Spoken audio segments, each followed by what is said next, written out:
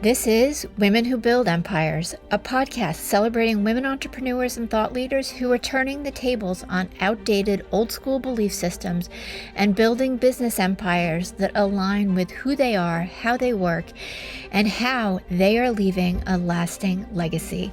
And I'm your host, Emmy Kirshner, serial entrepreneur, investor, and business consultant for ambitious women entrepreneurs who are boldly taking their business to the next level. In each episode, you're going to get to know the women who are unafraid to put it all on the line as they share the stories of how both success and failure have helped them become incredible CEOs. Hello, Empresses. I truly believe that each one of us has the opportunity to change and evolve our lives at least once. And today's guest, my dear friend, Tran, who is a coach, author, and speaker, shares her story of how she has reinvented her life, her business, the direction she's going into more times than I can count. Lee came to the United States as a refugee from Vietnam. She later went on to become a research chemist and then opened a business as a high-end window treatment designer, and recently wrote her first book. Her story is so incredible, and I love how she has turned every challenge into a learning experience and something that is truly, truly positive. So I hope you enjoy this one as much as I have. And stay tuned, because in a few weeks, I have a very special announcement that I think many of you will really appreciate. Haley, you just completely mic dropped me before we hit record twice, which I don't think has ever happened on a guest. So one, you said the day that we're recording this is your 43rd anniversary from when you came to the United States. And I was just reading your bio, and you were a research chemist. Yes. You had a business in window treatments, and now you're an author and TEDx speaker. Such a transition. Life is full of surprises, right? Yeah. Even to myself. Just share with everybody your story. Yeah, it is a little complicated. That's why I wrote a book that was 13 hours of reading. And that was just a short version, up to 25 years of my life. And I have to say that, yes, I come from a very multiple, very diverse background. Even I get up every day and surprise myself. What the heck am I going to be tomorrow? I don't know. The next step is I want to be an artist sitting in a vineyard somewhere in Italy and start painting. That's what I am envision myself.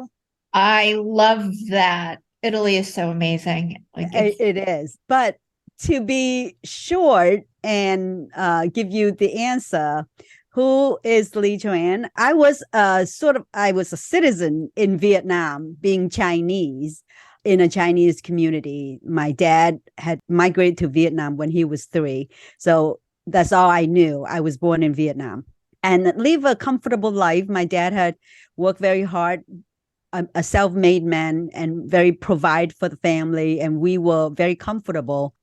And then out of a sudden, the communists came in and the tank drove in Saigon, and we became one of those capitalists that being ransacked and being oppressed. And we were in that condition for 4 years. And then my dad took the risk to build a boat and took 502 people out to the sea to look for freedom. No map, no where to go, just out to the sea, hoping that somebody going to rescue us. And so literally built a boat?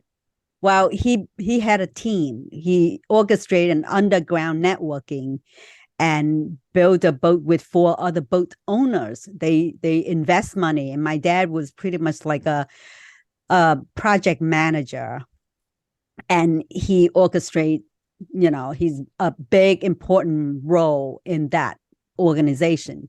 Mhm. And one try and it succeed. How many people actually escape and being pulled back multiple times. But my dad was a very meticulous, very methodical, very analytical. And I am so happy to say that I inherit some of his characteristic. So we did it one try and it succeeded. Not to say that it didn't go through all the dangers that we went. We got pirated 4 times over, out in the open sea. And we were in the refugee camp for almost 8 months. And January 3rd was the day that it was my first time get on the airplane, flew across the Trans-Pacific and landed in Minnesota on January 3rd at the sub-zero degree temperature. That's why I'm laughing. What a transition tropical, between right? tropical to a sub-degree. But that was the best 6 months, I have to say, since the journey of 8 months in refugees and escaping and all this thing. So And that was 43 years ago that's today. incredible. So you sailed or boated out of Vietnam. Where was the refugee camp?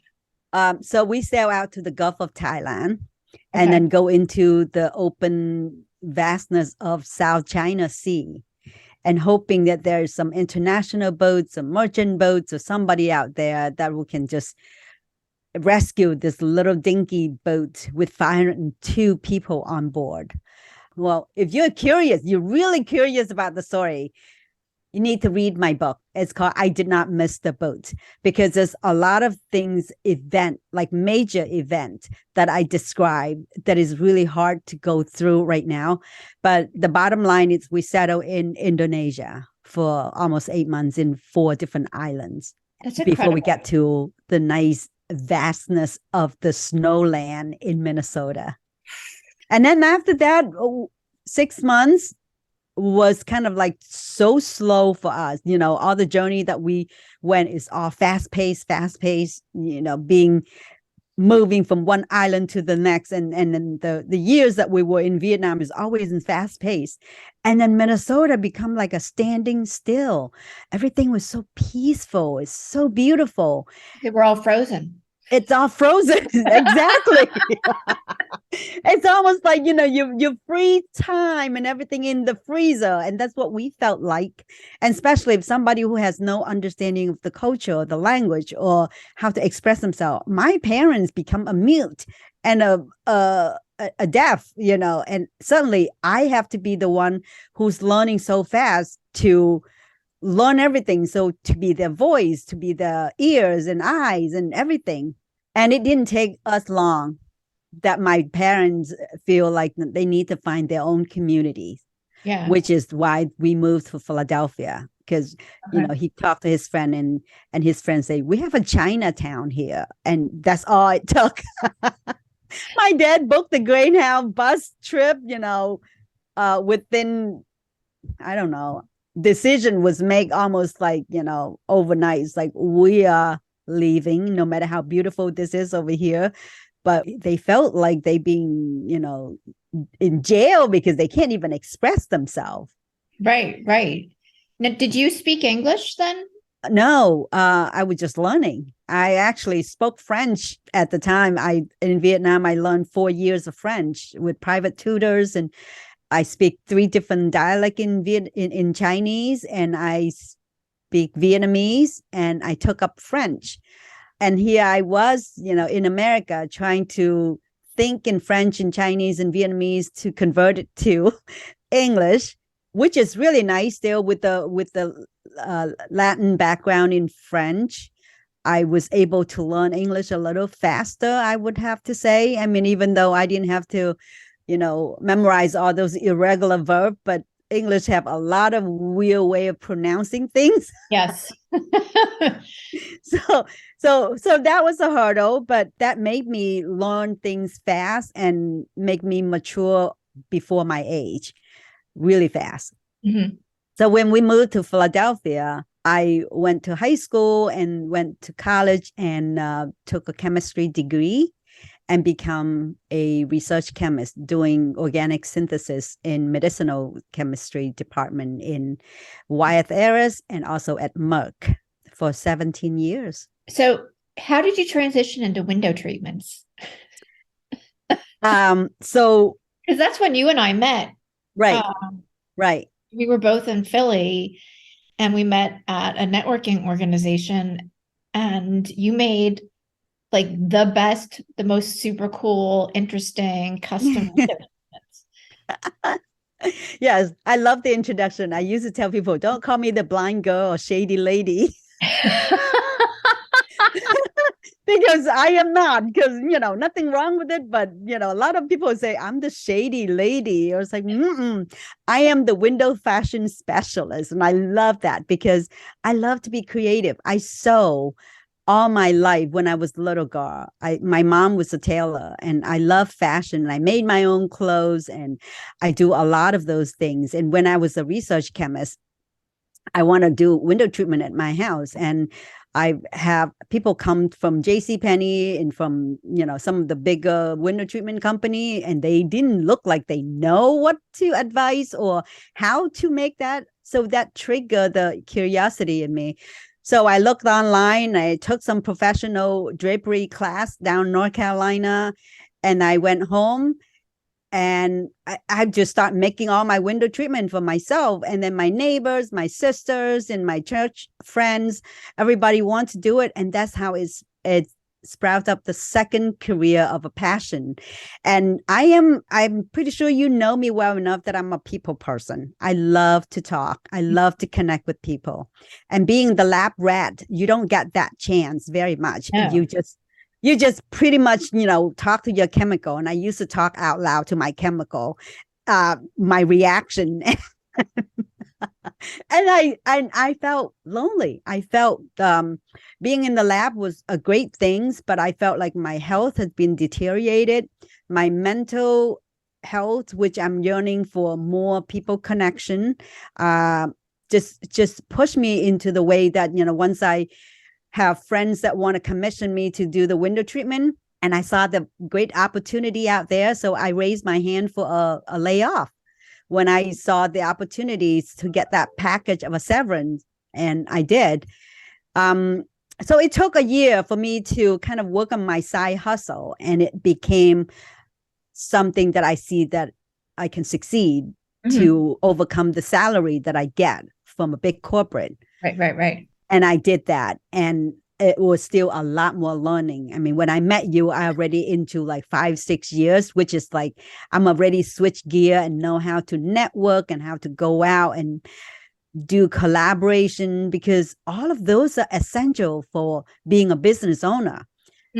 I mean, being in a person that is just so and hide in my own basement would not bring me clients.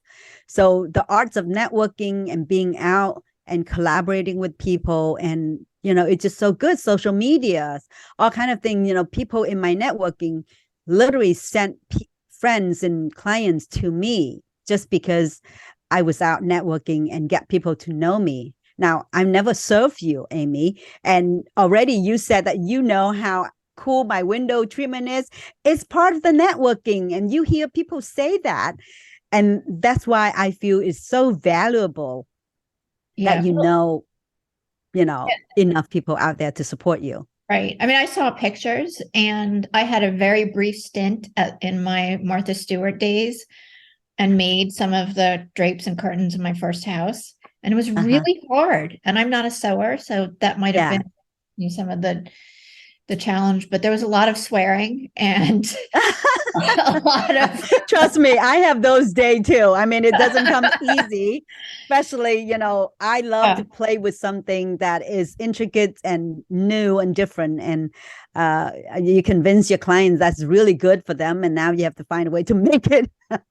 Well, and I have such an appreciation in two things. One, window treatments may not seem like they're life-changing, but they are. They are. You're transforming the way somebody is living in their house. Absolutely. And I've seen it with some of my clients who are professional organizers, where Yes. whatever's happening in that person's life, just making that simple change Yeah, and create all this newness and all this energy and excitement, and they start taking on things in a different way, it or it creates does. something for them. It's almost like, you're dressing up yourself. Yeah. And you dress nice, you like the way you look, you'll be confident and love the way you feel. And if you're in the space that you feel appreciated, feel friendly, inviting, warm, you want to be lingering there more. Now, if you have a house that have no care for and just paper shades and, nothing wrong with that, but it's all in your mind because now you're telling yourself that you're not worth it because you're in a sort of like a non-caring space. Mhm. And I'm a people pleaser and I love it. When I was young, I make clothes for, I had a little business with my mom in the refugee camp making Of course you clothes for did. other refugees. I hope you read my book, Emmy, one of this day.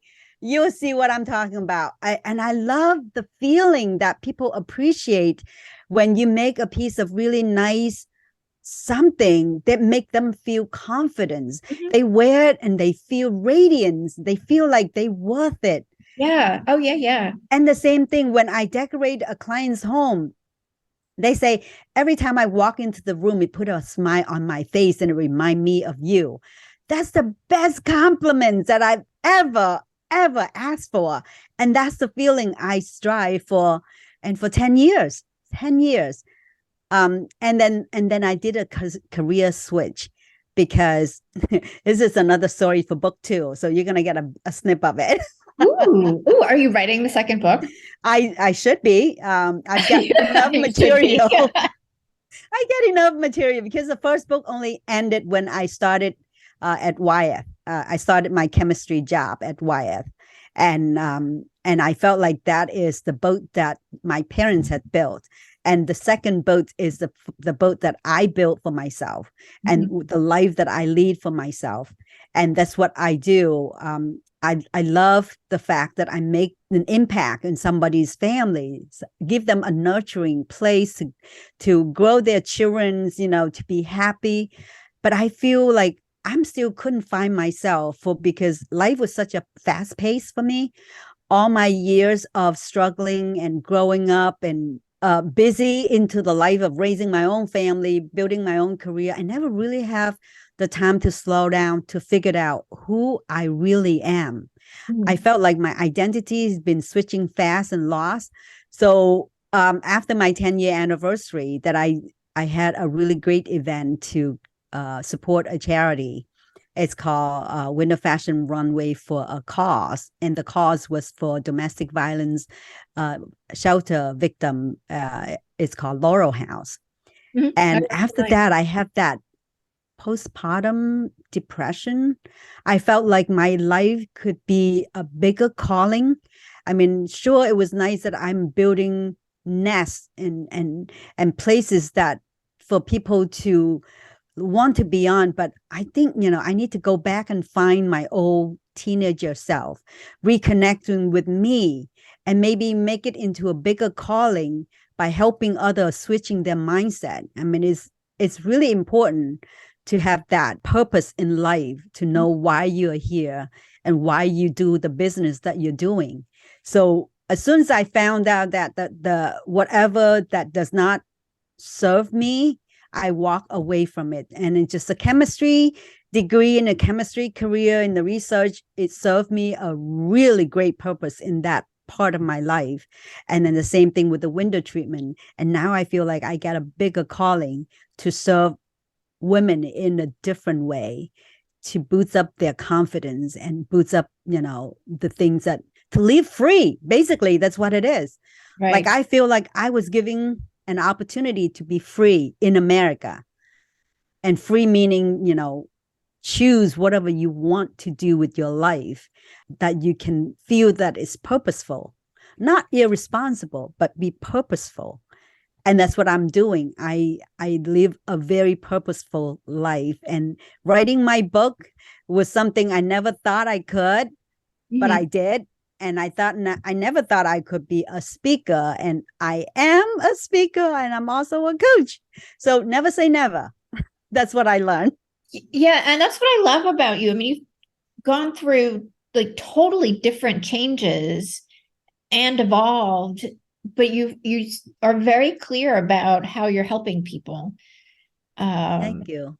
and I mean, it feels amazing, and obviously you care very much not only about what you do, but about helping other people.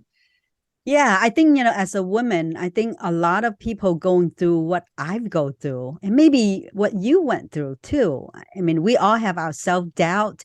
We all have our self-worth that we negotiate with other people, but we never really put a stake on our own self and say that this is what I want. I should live for the cause that what I want to do. And moving to Florida is not a light decision because all my family, all my roots are still up north in Right. Pennsylvania and New Jersey and battling the colds right now. Right. So I figured that I am free. I don't have to bind myself just because my family's up there. I mean, my husband and I wanted to do something that, more outdoor and live a life and it give me some time to reconnect with myself Mhm. and walk away from it. And I shouldn't feel guilty for breaking apart from my family because Asian family get a very tight unit. We're always like a very nuclear. And my mom's wish is like we always living next door to each other. So and that's not happening. And I'm still, battling with my guilt about leaving them. That I moved to Florida to live my life. But you know what? It takes about 5 minutes for me to forget that I'm free here. I love the life down here. And because I'm accustomed to the hot climate, the warm climates, and it give me a way, it give me a chance to be away from the hustle bustle, Mhm. give me some peaceful time that I can think more about my life journey. And I think, I advise everyone out there, take a chance to just slow and pause and reflecting on how quick, how fast the pace that you've been going in your life journey. And maybe you don't have to write a book, but even just tell your own story out loud can really help you to reprocess of what you're going through in your life. Mhm. And the reason I did that because I didn't think, I didn't plan, but I applied for the TEDx talk 3 years ago, and I was called, and being able to be on the TEDx stage and telling my vulnerable story about, crossing the sea and built our lives together here in my family in America really opened a lot of door. People come and say, I want to hear more. I want to hear your story. Now, for many years, I didn't think people care about my story or anybody's Right. story, because your story is just ordinary to yourself. Your story is always ordinary to you. And to me, it's like, oh, I know a lot of people got more trauma than I do.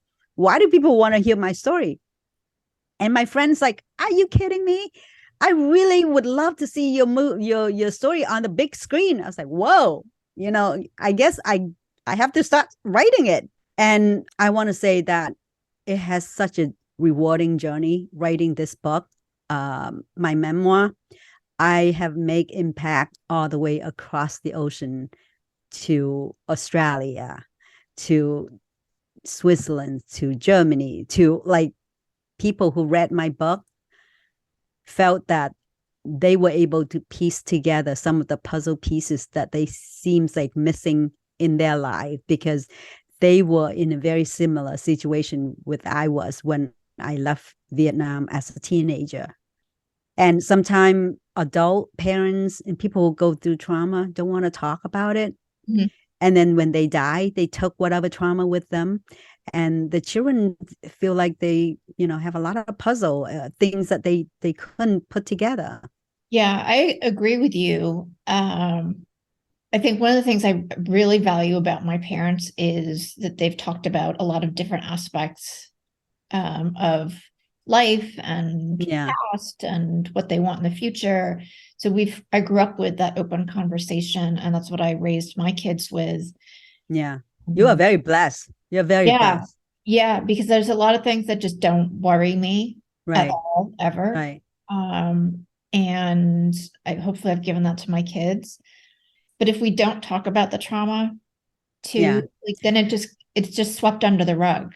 It's not easy to talk about it. I mean, No. when I wrote my story, one of the writers group, one of the gentlemen in my writers group said that usually it takes 40 years for trauma to unfold for victim to willing to share about it. And which is funny because that was the 40th year of my anniversary here in America. And Mhm. I start feel like I need to untold that, that story need to be let Yeah. go. Yeah, because I mean, it's scary It and you have unknown. to And relieve the trauma. just, yeah, you left everything that you knew Right. and that was comfortable to be in a boat. Yeah, but I'm talking about even people who've gone through like Holocaust or veterans, they Yeah. don't want to talk about it because it just remind them with a lot of suffering that they need to go through again. And when I wrote my memoir, that's what happened. I went through a really months of depress of going back to the place that where I wanted so bad to not think about it, not remembering it, but it was healthy because it processed the wound. It's kind of heal. Yeah. And I think people need to it is as hard as it is, people need to take some time and reprocess it and look in the bright sides that you're here. You're here. I mean, the past is just the past. You need to let it go. And the book is a big conversation, sort of me with my dad, sort of, I want to honor his legacy. And it feels so good that I am able to do that. Mhm. I'm really super proud that that wounds has been healing. Yeah. What do you feel like you've been able to take in newly since writing the book and healing some of those wounds? Well, a conversation with my dad. Like I said, every time we have a conversation with somebody else, I feel like his sacrifice is not going, in vain. He Mhm. is being remembered. And because he has sacrificed my mom too, my parents, and not just my parents, thousands of hundreds of thousands of millions of refugee people who left their country. Why? Because they want to give that freedom and the education, the chance of education for their children. And that's what my parents did. I mean, without that chance, I don't know what I would become right now in Vietnam. Maybe raising 9 kids that, out in the street, or who knows, I don't know. I wouldn't have a chance to be who I am today. I feel like, I am giving a chance of education that Mhm. they never had. I'm the first one of both sides of the family who graduated with a college degree. Wow. And well, my dad's only got to the third grade and my mom was the fifth grade. And when I left Vietnam, I had the eighth grade education, the combination of both my mom and dad. Hmm. And when I come to America, that's all I wanted to do, go back to school, which I did. And I could have gone further for the master degree, but at that time, I already knew I didn't want to stay as a chemist for so long. I like what I did. It paid well, and I was able to help to get a drug out on the market to help treat AIDS victims. That was one of my very proud accomplishment. And I felt like, I need to have that human connection. I need to be out to see people again. And I'm glad I did that move because every journey teach you something. And being a chemist taught me a lot of things, to Yeah, be patient, to be analytical, to look for things to do research before you jump into a conclusion of doing anything. So, I mean, I take that possession and run with it. But absolutely. yeah, now I feel like I have been equipped with enough tools that I can help other people. I want to help the girls that I was, the ladies that I was, so lack of self-confidence and afraid to do things. I want to help those people. Yeah. And how have you made those shifts in your own life? By jump ship like that. Just jumping, just doing I just, it. well, but it was not, it was a really bold move for every single thing that I do, but it wasn't reckless. Like Right. I have carefully planned and planned. A, B, and C have all laid out before I do that. And even when I was, now I didn't plan much when I left Vietnam, right? Because I was still young. But once I got into the pharmaceutical world and I planned for a whole year, and even with the recession, I left Merck at the end of 2005 and started my business in 2006. And you all know that what 2008 felt like with Yeah. the housing market. Nobody is doing anything. I was in the slum of bankruptcy because there's no business. But I took that chance, Amy. I took that chance to go out and networking and build a name for myself. I took that chance to do marketing, to learn stuff. So it wasn't any lost time. So when the economy is back, 2010, I'm already in mainline collaborating with big store, fabric store, and I'm already get my name out there. So in uncertain time, you can either take it as a loss and just stay home and cry, or find a different way to do something totally bold, but not without a plan. And even same thing would come to Florida. It sounds like an abrupt move, but that move had been already kind of brewing in my head and my husband's head for over a year. And we Yeah. knew that we have pluck just rip the band-aid and do it, because we keep saying someday we're going to do some retirement, and we know we're not going to retire. My personality and him, we just don't sit still.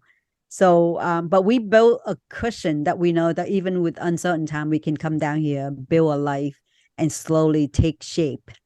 So it was not reckless. Yeah. I just want to let people know that always do a bold move, but don't do it without a careful planning. Yeah, and this is what I'm really curious about for you too, is because it's easy to get into the planning and the research and stay there and not ever do the thing. Yeah. Right. Because then you're Yeah. perfecting it. And I've seen this with I've seen it with myself, but I've seen it with my clients too. Yes. Right. Yes. And my clients have me to give them that little shove of, all right, it's time to do the thing now. Yeah. Like, how do you get from research to action, Yeah. particularly when something's really scary? Right. So everything's begin with the small action. And I'm sure you know that. Once you take the small step action, then it would just bound back the react. And then you're going to expand that action a little more. So when I know that I want to start being out there and make connection and tell story, so I went Toastmaster and I learned the skill of public speaking, because I knew that was my weak point. English was not something that I'm proud to say that, I have a good foundation on. So I have a limited amount of time to make the first impression, and I need to train how to say things succinct and how to be myself, but with an intention. And little step that lead me to a bigger step, networking. And I love networking with women. Not that I don't like men. I went to the chamber and I make friends with men, but they always impose that intimidation that my dad gave me when I was young. So, whatever you have experienced in your early life usually take effect in your adult life. But women generally very nurturing, very friendly, and obviously you attract to the people that you want to attract, right? Who you are, you attract to. And I have attract to a very good crowd of very nice, friendly people like you. Many of the networking friends, I think Fem City particularly, that I was in the networking in. And that seeing people inspire me, I inspire other, and you take bigger step, and that's how you do it. But if you just keep your theory and your research in your room and never step foot outside or take action to do it, I mean, even the pandemic, I didn't shy to just jump on Zoom and start talking, even though I don't know who's listening or not. But I created a conversation weekly, and I'm start going live, and that take guts, and it feel very uncomfortable. But if you jump over that first hurdle and take the action, and things start to get a little easier each day. Mm-hmm. So that's how I move. I move far by taking small step. I crawl. Which is so perfect, because I think you build more momentum, and each little step is scary, but it's not as overwhelming as the whole thing. Yeah. Right. Yeah. Don't take a big bite. Just nibble. Yeah. Just little nibbles. It's that 1% incremental improvement. Exactly. And I think, it's not too scary when you think, okay, I'm just going to do one little speech today. And then if you even, just don't think about you're going to stand in front of 1,000 people. Just think about, I'm sitting here and talking to my friend. She's Amy. So that get over the scary thoughts. Yeah. That's how it got me going. And sometimes, you heard Mel Robbins, that 5, 4, 3, 2, 1. I don't even count. I just, people say, who want to speak? I just raise my hand real fast, because I know the longer I prolong, the scarier I am. I'm start to talking myself out of it. Oh, yeah. I'm always like, let me just get it over with, because they've already forgotten how bad I sucked. And by the end of it, So call your clients. If you feel like, you want to talk to your client, just pick up the phone and do it. Don't even think about it. Yeah. It's the thinking that I think. But, I know it is always easier to say than done. Yes. Yeah. Well, of course. And when you're that committed and you're that passionate, that little nibble really makes the difference. Go a long way. Yeah. Yeah.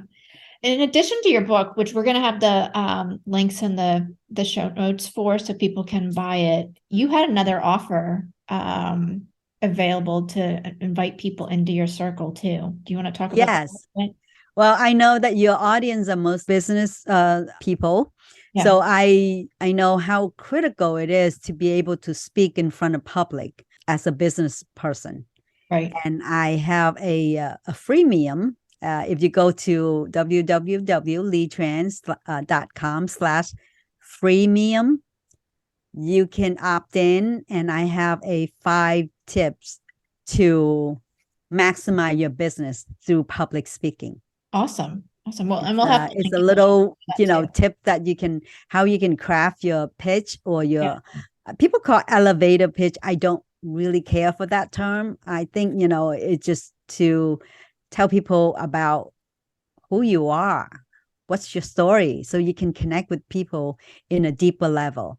Yeah, I agree. And don't sell the first time. I mean, I'm always like, make friends first. Right? Yeah. I always love those people in networking groups where it's like they're just handing out their cards. Right. Or they like trying to meaningless get on their email list. And I'm like, first of all, I almost never give out a business card. Like, you have to be really in a special place for me to give a business card out. But I want to know that person. Like, right. Yeah. For me, business card is just, where did they look you up? How do they friend with you or call you if they need to something? But I think, and that's why I'm so passionate about sharing stories, because stories really much create a deeper understanding, empathy, and you extract the similarity that we have with each other more than the differences. And, how can I help you? You have a son, I have a son. We have something in common. You have, you've been through, talk about the similarity, talk about the common ground, and connect from there. And then see, maybe she or he does not need what you provide, but maybe they know somebody who needs what you provide.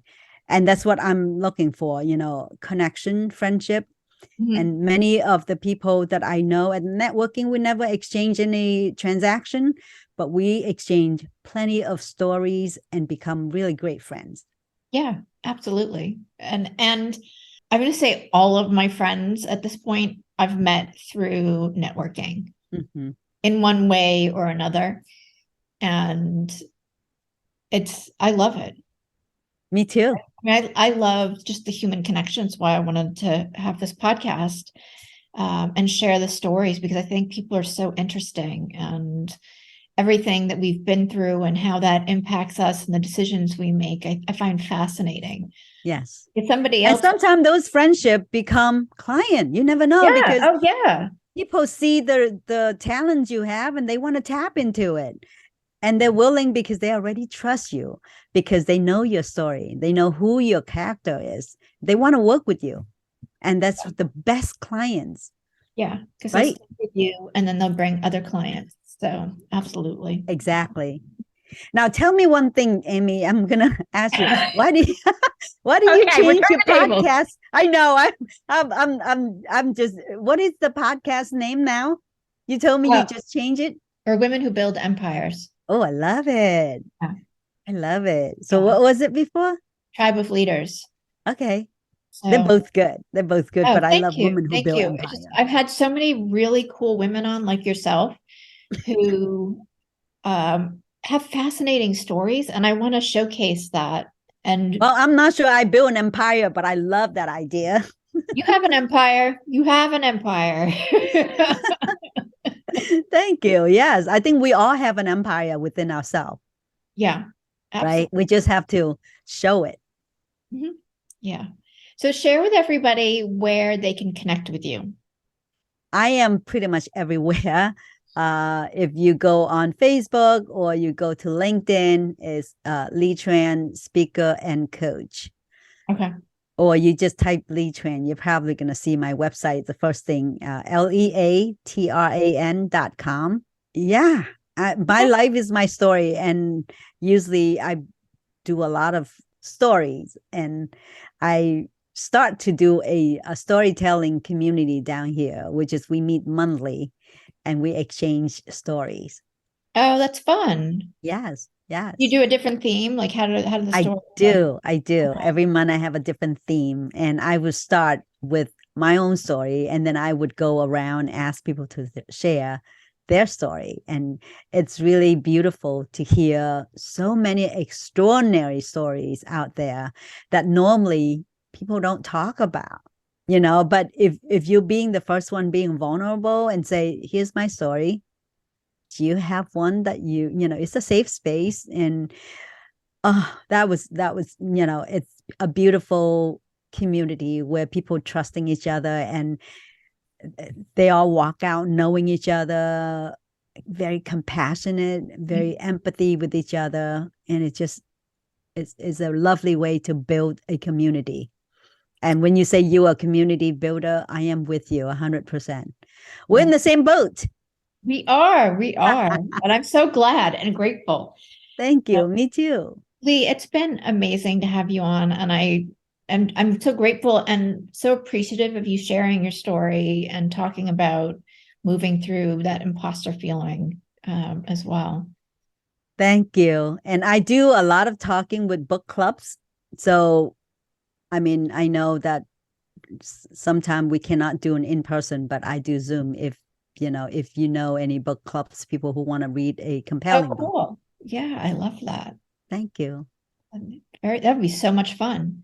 Have everybody read Yeah, the we book and had then a the lot author of great pops fun. on. Yes. Yeah. Ask the author anything. And people was like, it's like things that jump out. And it's just surprising to hear so many similarity, even though some of the people have never been to Vietnam or even know the people in Vietnam, but they have the same feeling as a family dynamic between me, my mom, and my dad. And, it's just really fun to hear. Yeah, I'm People in the sure. Midwest, somewhere in the nowhere land, is like, yeah, my family's exactly like that too. We're all a little bit crazy. I know.